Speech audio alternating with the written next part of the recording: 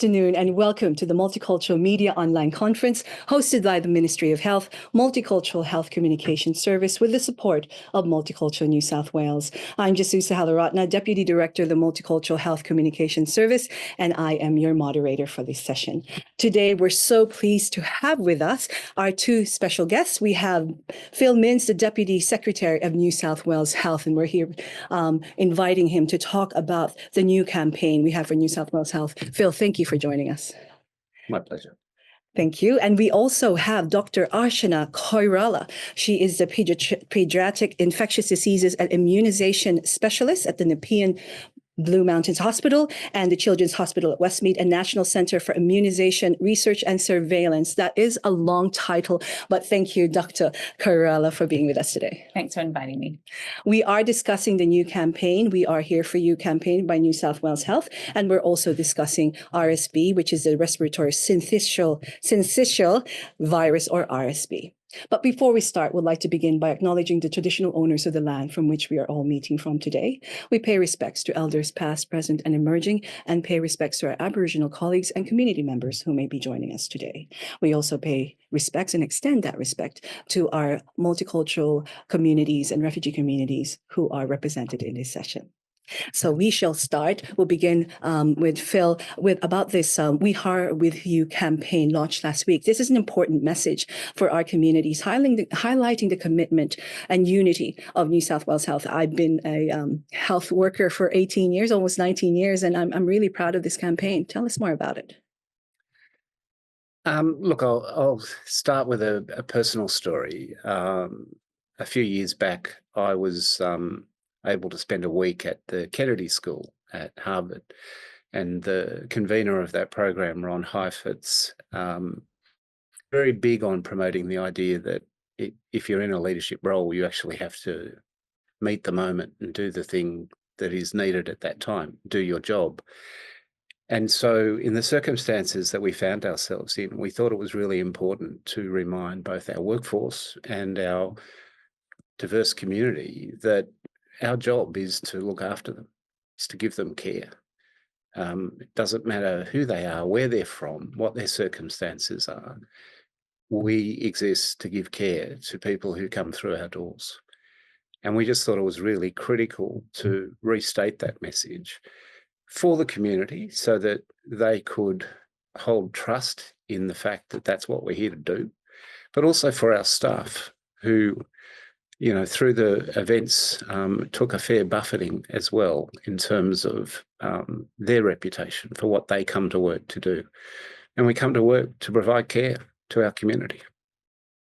And that is a special moment. Dr. Koirala, you also work with the Nepean Blue Mountains Local Health District. That is key, crucial as well, being a health worker, isn't it? That's right. Absolutely. I think I am not only provide care myself, but I provide it for the community with our healthcare community, and so working together, and it's great to hear that that this is a message that is passed on. Why is it important for the New South Wales Health staff to be involved in this campaign? We wanted our own staff to send the message.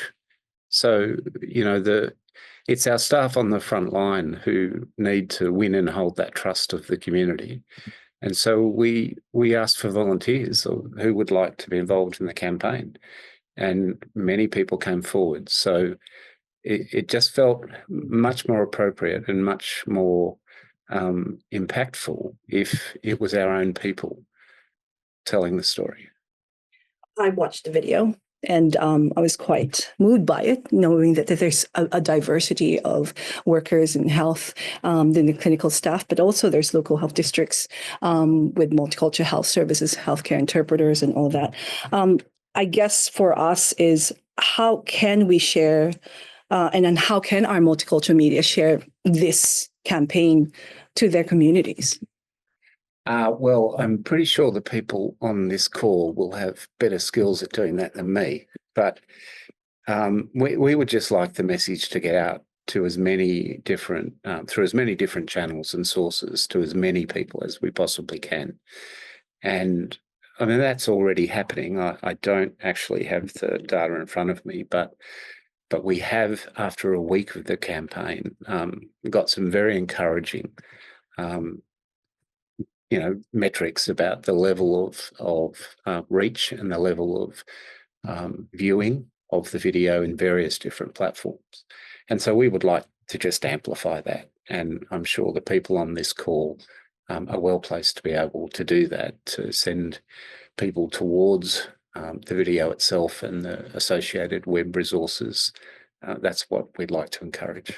Well, we have the video here and we can share it online now. So why don't we watch that video now? Every day in every part of New South Wales. We are here for you. No matter where you come from. We welcome you. People of all cultures and backgrounds. We make sure you are safe and cared for. No matter what your beliefs, we provide you with quality care. People with all types of health needs. We listen to you. No matter what your personal values or circumstances. We treat you with kindness and compassion. Every person, every time. I'm here for you. I am here for you. I am here for you. We are here for you. We are New South Wales Health.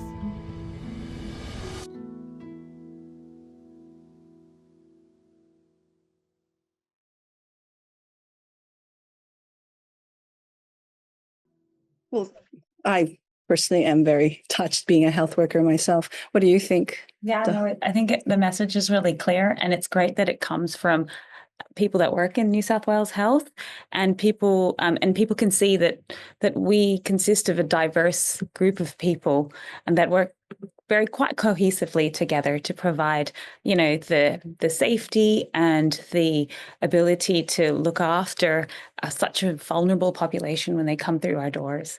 So great job. Thank you. Phil, in terms of, being able to share this message and how we continue to support communities, New South Wales Health, that's one of our main core values, is to provide support no matter what to anyone and everywhere. Yeah, absolutely. And, the commitment of our staff to do this is there every day. It's, I was just in a meeting discussing what is the health context, and the health context is where we're continuously on. We don't close our major facilities. They run constantly, and they always have patients arriving and going through that treatment cycle. So we just couldn't do it without our workforce, and our workforce is around about 180,000 people. In terms of, people who work full-time through to those who work on a part-time basis. And inevitably, that 180,000 people looks like our community in terms of its cultural background and membership. And we wouldn't have it any other way. We're much better placed to meet the needs of our entire community if our workforce is a reflection of that community, and it's what we aim to achieve, and we have achieved it. You've seen a small smattering of those people on the video, but there's nearly 200,000 of them, and they're there to provide the care that's critical for what people need. Yes, and it's not just diversity, but also language support. Yes. I'd like to ask everyone, those who would like to ask some questions, please add them in the chat. All the assets on the We Are Here For You campaign are also on the chat. But Phil, language support, the diversity of languages, we're able to provide healthcare interpreters and translators as well, and information in language. Yeah, because it's a critical enabler for people to be able to request the kind of experience that they need at the time when they're seeking it. So we have to invest in that, and we have to prioritise it. Thank you. Archana, you're from a multicultural background, and you're able to provide that advice as well as cultural advice, but also as a doctor treating patients. I think one of the most important things as a patient, and, I'm also a mum, a daughter, and I have been through the hospital as a patient as well. And it's really about clear communication. And I think the ability to provide communication that people can understand, and that's really usually in language. A lot of people understand English, of course, but they might not understand it to the extent that they can give consent, that they understand the procedure. And so the ability to actually communicate what you're trying to do so that your patient understands is paramount. And I think that's one of the most key factors in looking after someone. So it's great that we have the ability to do that in a timely fashion with the population. Thank you very much, Dr. Koirala. And Phil, I know that you can't stay long, but any last words for the community, for the multicultural media and health workers joining us today in community? Well, to the health workers, I know if the secretary was here, she'd say thank you for the tremendous work that you do each and every day. And to the community more generally, we think it's a very important message at this point in time that needs to get out there with strength. So if you can lend your support to that in whatever way is appropriate and makes sense for you, we'd really appreciate that. Thank you so much, Phil, for joining us. And we're really appreciative of your time and effort and of your advice to the communities. And we look forward to sharing more of these information and resources that We Are Here For You campaign in multiple languages. Thank you, Phil. Thank you, Jess. It really is a pleasure to have you here to talk about RSV, which is a respiratory illness that's been around in the community. Can you tell us about the new vaccine that's available? Yeah, sure. So first of all, I'd like to say that it's against Respiratory Syncytial Virus. And I know that's a mouthful, and that's why we all acronym it as RSV. And the vaccine is to protect the babies against the disease that RSV can cause.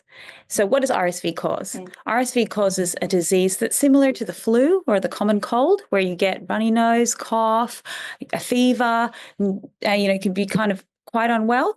But in particular, it can cause severe disease and hospitalization in the very young and the very old. And so to protect the very young, we want to vaccinate the mums while they're pregnant. And to protect the very old, they can receive the vaccine themselves. Now, like you said, RSV is almost always said of you may have RSV or COVID or flu or influenza. I think that's what it is. So when you get a test, you can now have three results for 3. So I think this is really crucial for us to just talk about RSV and what the symptoms are. Yeah, sure. Okay. I think that's really important what you say in terms of there are actually a lot more than 3 respiratory viruses, but what is unique to RSV? Well, the thing that's unique to RSV is that it can cause really bad chest infections in little babies, especially those under 12 months, but in particular to the really, really young babies under 6 months. Otherwise, it actually looks like a common cold with a runny nose, a cough, but in particular, breathing difficulties. It can also cause a very ratty chest. So wheeze, a musical sound that you can hear from a ratty chest. Can cause fever. That would be a distinction. It's really hard even for medical doctors to separate that virus from another virus. But we know that especially in winter, in places that have different seasons, it is one of the most common causes of hospitalization for little babies. So when a little baby comes in huffing and puffing, we know that there's a very high likelihood that it's RSV. And it could lead to long-term? Yeah, sure. So with RSV, first of all, acutely, it can cause you to go to ICU. You need to have oxygen support, because what happens is that the little lungs actually collapse, and so they need support to be able to breathe. They can't eat or drink because it's pushing down on their belly, and so we need to give them support to feed also. But long-term, it can cause chronic damage to the lung, and it can actually increase the risk of asthma up into childhood, even adulthood. No, and that's why this new vaccine is really important for pregnant women. I think it's a game changer in that the new vaccine is called Abrysvo.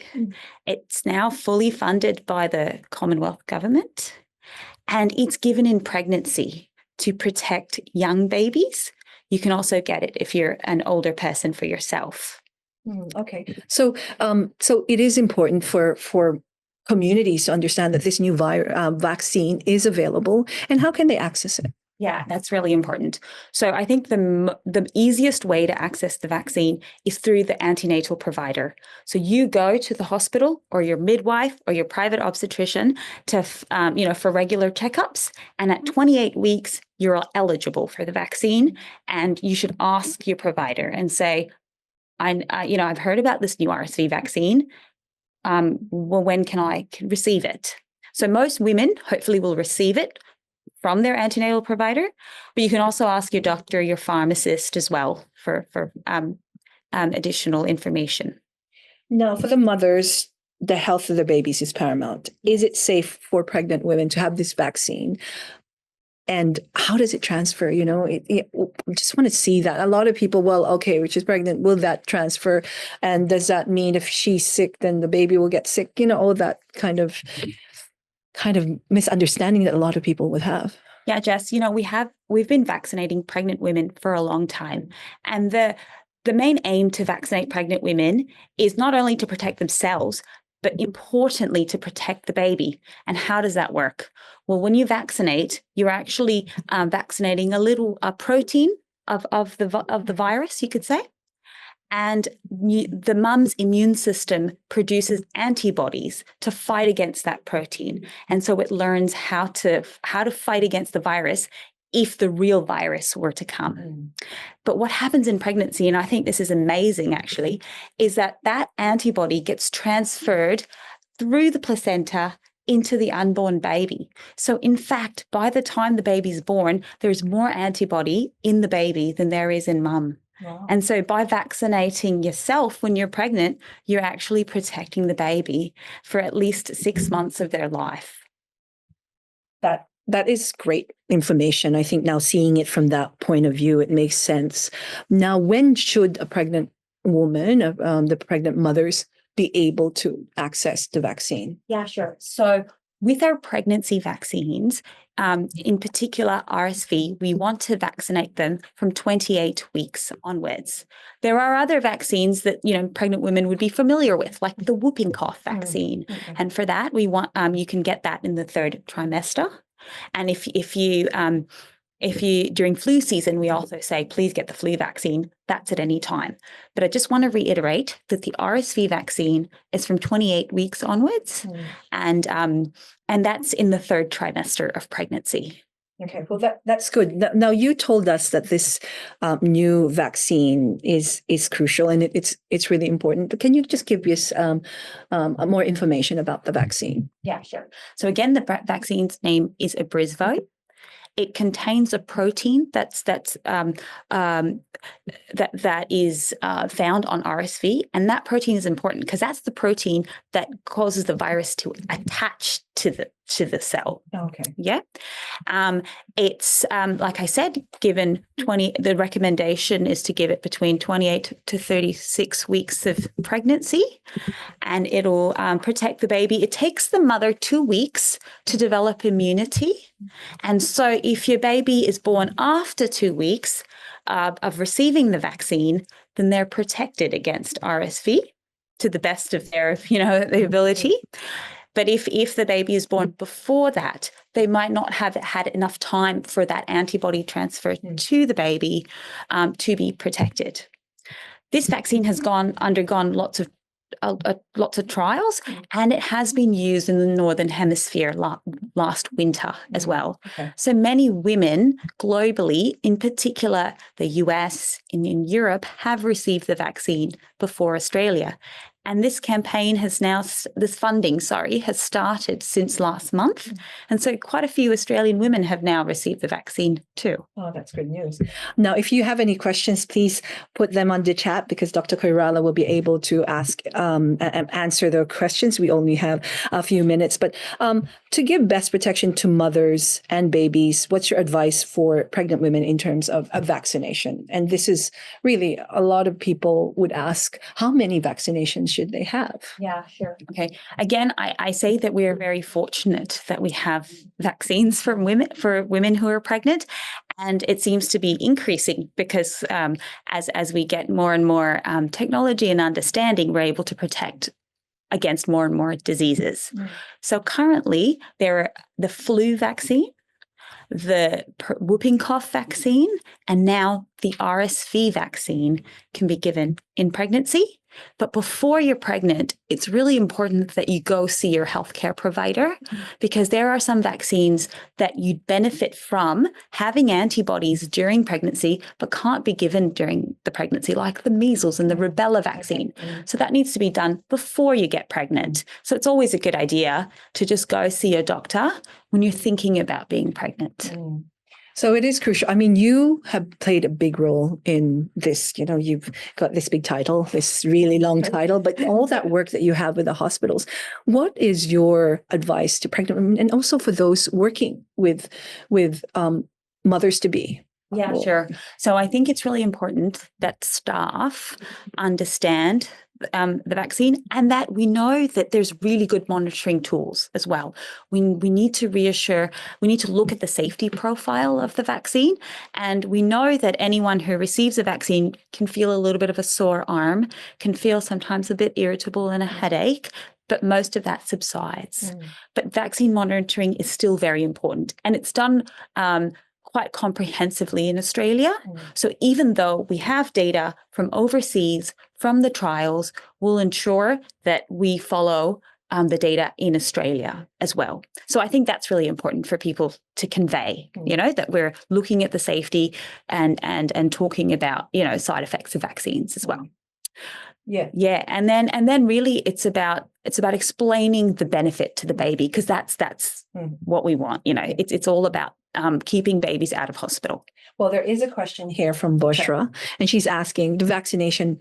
What about old people for RSV? Yeah, sure. So this same vaccine, and there's another one as well called the RSV. So there are two vaccines that are available for older Australians, and they protect against RSV hospitalization as well. So I have older parents, and I've advocated that they receive the vaccine because we know that it reduces older people from having to be admitted to hospital with pneumonia and respiratory illnesses. Because as we age, our immune system isn't as efficient as it was. And so sometimes can forget some of the immunity or memory that you've accumulated in through your life. And that term, it's a big term, it's called immunosenescence, but it occurs. And so it's really important that older Australians receive the RSV vaccine. At the moment, it's through the private market, but also other vaccines like the pneumococcal vaccine, the flu vaccine, the shingles vaccine that are funded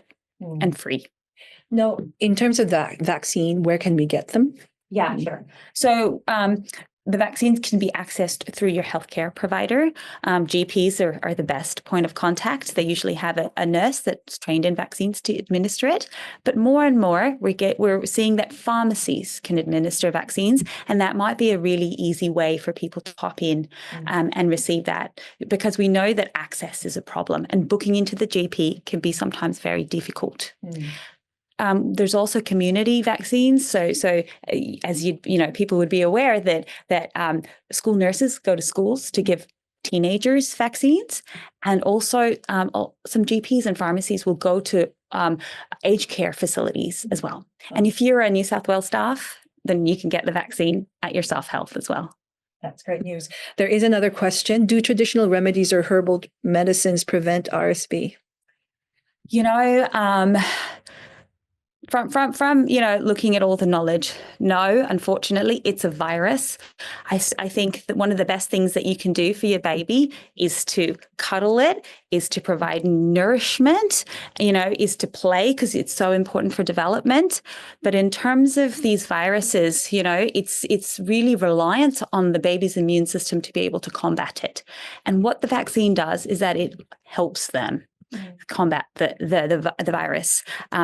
And keeps them out of hospital. So I haven't seen any specific herbal remedies that has the same effect. And sometimes if herbal remedies are given to young infants, it can actually be quite harmful. And even for mothers? No. Yeah, and even for mothers. During pregnancy, your immune system is actually lowered, but to protect the baby.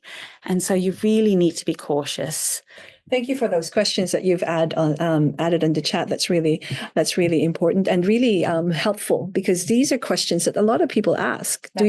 Because coming from cultural backgrounds, there's these remedies, and you probably heard some of these before. Yes. No, absolutely. It gets discussed even in my community, and I think everyone's out to ensure better health for people. And so it comes from a place of love and care. But I think it's really important as healthcare workers that we know the data and that we, listen to what the person is saying. They just really want to help their mum or their baby, and really provide advice that we know has been tested and works.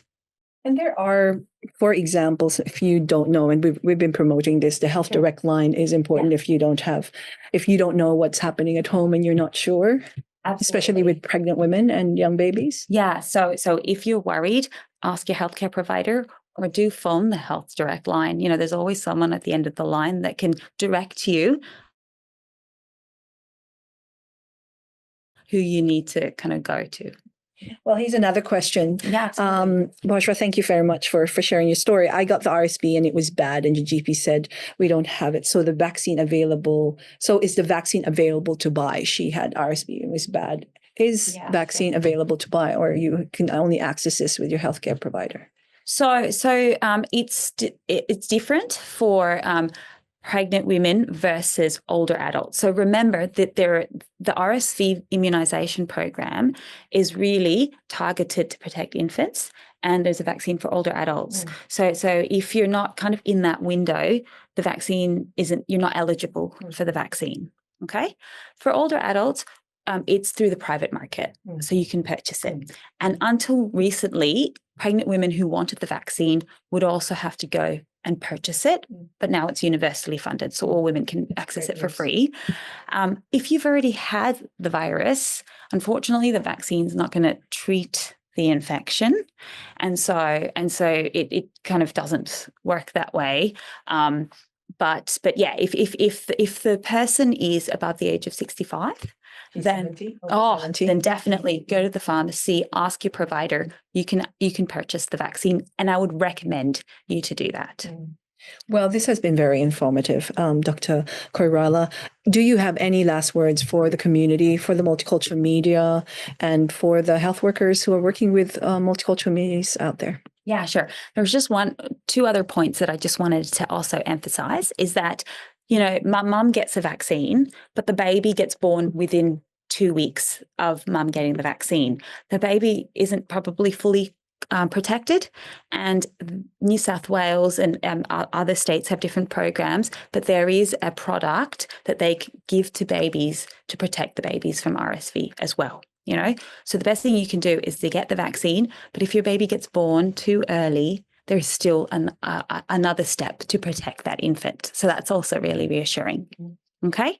And then I just wanted to say that thank you for having me, and thanks for all the work that everyone does. I'm so proud to be of a multicultural background, an immigrant to this country, and I love working in a space with people of different cultures. So I feel very privileged to be here today. Well, thank you very much. When we got your name, we were so happy to invite you, and we're so glad that you have found the time. And thank you. We really appreciate you providing this experience and expertise to our audience today.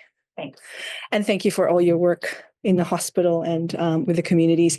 And that's it for today for the Multicultural Media Online Conference. We thank Phil Mills for joining us, and also Dr. Koirala for joining us here today. We have another session in the next fortnight. Please join us for another important topic to help communities. And we thank you always for keeping us